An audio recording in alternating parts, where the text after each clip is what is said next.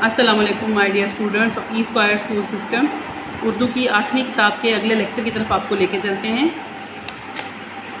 سبق نمبر 2، حضور اکرم صلی اللہ علیہ وسلم کا آخری خطبہ مبارک. صفحہ نمبر 8 کی سرگرمی کو ہم حل کریں گے.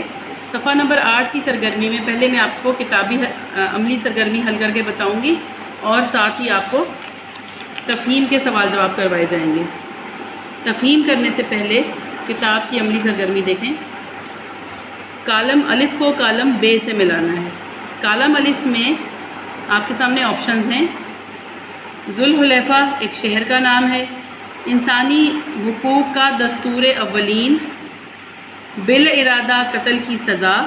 سب سے پہلا خون جو حضور صلی اللہ علیہ وسلم نے معاف فرمایا. اللہ کے نزدیک قابل احترام. ہدایت کی ضامن 2 چیزیں.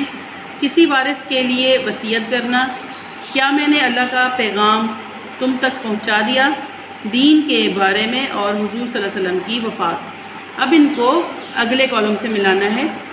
کالم بے کے الفاظ ہیں: اللہ سے زیادہ ڈرنے والا، قصاص، مدینہ سے مکہ آتے ہوئے احرام باندھنے کی جگہ، شیطان سے ہوشیار رہنے کی ضرورت، عرفات میں حضور صلی اللہ علیہ وسلم کا خطبہ، حضور صلی اللہ علیہ وسلم کا لوگوں سے سوال، عمرو بن ربیعہ، اللہ کی کتاب اور رسول صلی اللہ علیہ وسلم کی سنت، 3 ماہ بعد اسلامی قانون کی خلاف ورزی.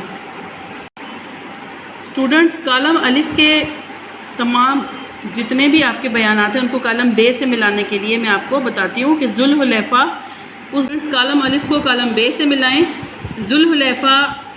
ذوالحلیفہ اس جگہ کو کہا جاتا ہے جہاں مدینہ سے مکہ آتے ہوئے احرام باندھا جاتا ہے.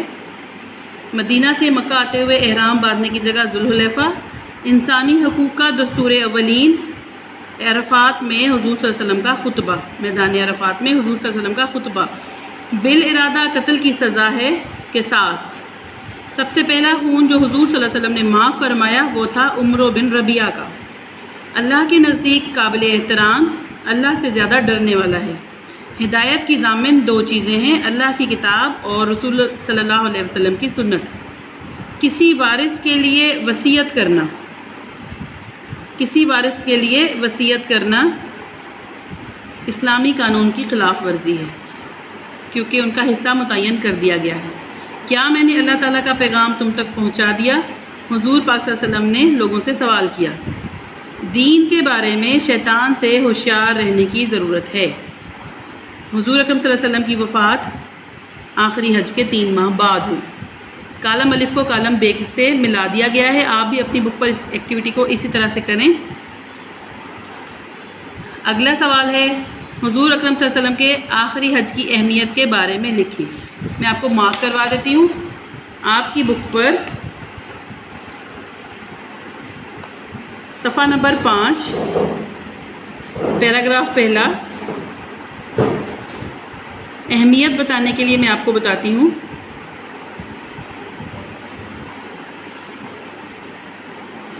عرب کے تمام قبائل اسلام قبول کر چکے تھے.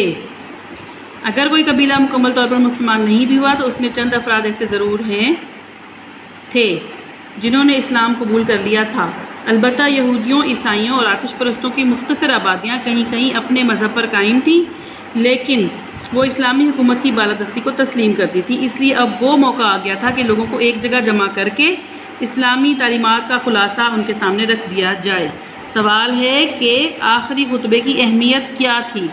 اہمیت یہ تھی کہ لوگوں کو ایک جگہ جمع کر کے اسلامی تعلیمات کا خلاصہ، سمری ان کے سامنے رکھ دیا جائے. اس کے علاوہ صدیوں کے بعد یہ پہلا موقع تھا کہ جب حج مکمل اسلامی طریقے سے اور اپنے صحیح وقت پر ادا ہونا تھا. لوگوں کو حج کے آداب اور احکام کی تعلیم دینا اور ان کی تربیت کرنا ضروری تھا. چنانچہ حضور اکرم صلی اللہ علیہ وسلم نے خود حج پر تشریف لے جانے کا فیصلہ فرمایا. آپ نے ان 2 جگہوں پر ہیں سے تبدیل کر کے تھے لکھنا ہے کیونکہ یہ ماضی کا واقعہ ہے، پرانی بات ہے، تو آپ نے ان کو ہیں سے تبدیل کر کے تھے لکھنا ہے اور فیصلہ فرمایا تک آپ نے اس سوال کو مکمل کر دینا ہے. حضور صلی اللہ علیہ وسلم کے آخری خطبے کے اہم نکات تحریر کریں جو کہ آپ کے کتاب کے صفحہ نمبر 6 پر ہیں. اہم نکات پیراگراف 2، 3، चौथा, पाँचवां। और सफ़ा नंबर 7 पर 7वां पैराग्राफ, 8वां, 9वां और आखिरी गवाह रहना तक आपका आखिरी फरमान। ये तमाम नुकात, ये तमाम पॉइंट्स आपको नोट करने हैं। ज़ुबानदानी अपने जुमलों में इस्तेमाल करें। स्टूडेंट्स, आप 8th क्लास में पढ़ते हैं, अब आप माशाल्लाह से बड़े बच्चे हैं और सब समझते हैं। आप जुमलों को बहुत दफ़ा बना चुके हैं, अल्फाज आपके सामने रखे जाते हैं जिनसे आप जुमले बनाते हैं। आपके लिए प्रैक्टिस नहीं है। जुमले बनाइए। अल्फाज हैं इस्लामी तालीमात, तरबियत, हलचल, ख्वाहिश, जम गफ़ीर, एहराम, जामइयत, मंशूर, अमानत और बेदीन। अगर आपको जुमले बनाने नहीं आए, यानी कि आपको किसी की मीनिंग समझ नहीं आए कि भाई इसका मतलब क्या है जिसका मैं जुमला बनाऊं, मैं आपको इनकी मीनिंग समझा देती हूँ। इस्लामी तालीमात आप सब समझते हैं कि आपके दीन की तालीमात हैं। तरबियत यानी कि आपको जिस तरह से ज़िंदगी गुजारने का तरीका आपके उस्ताद और आपके माँ बाप सिखाते हैं, उसे तरबियत कहा जाता है। हलचल यानी कि बेचैनी को कहा जाता है। ख्वाहिश डिज़ायर को यानी विश करने को कहा जाता है। जम्मे गफ़ीर यानी रश, बहुत ज़्यादा रश, जैसे कि हज के मौके पर बहुत ज़्यादा रश होता है इंसानों का। एहराम वो लिबास है जो हज के मौके पर बांधा जाता है। जामइयत यानी कि जामे होना। जामा मस्जिद आपने सुना होगा, बहुत सी मस्जिदें होती हैं लेकिन किसी शहर में एक बड़ी और जामा मस्जिद होती है। जामे का मतलब है एक साथ जमा होना, बहुत सारे लोगों का या बहुत सारे पॉइंट्स का। जामइयत यानी मुकम्मल होना। मंशूर यानी कि आइन, दस्तूर। अमानत वो चीज़ जो किसी के पास कुछ देर के लिए रखवाई जाए और वापस ली जाए। बेदीन यानी कि दीन से दूर होना। वाहिद लिखें। वाहिद जमा भी आपको करने आते हैं, आप लोग माशाल्लाह इसकी बहुत प्रैक्टिस कर चुके हैं। मैं आपको बता देती हूँ, आप इनको इस तरह से लिख लें जिस तरह से मैं आपको समझा रही हूँ।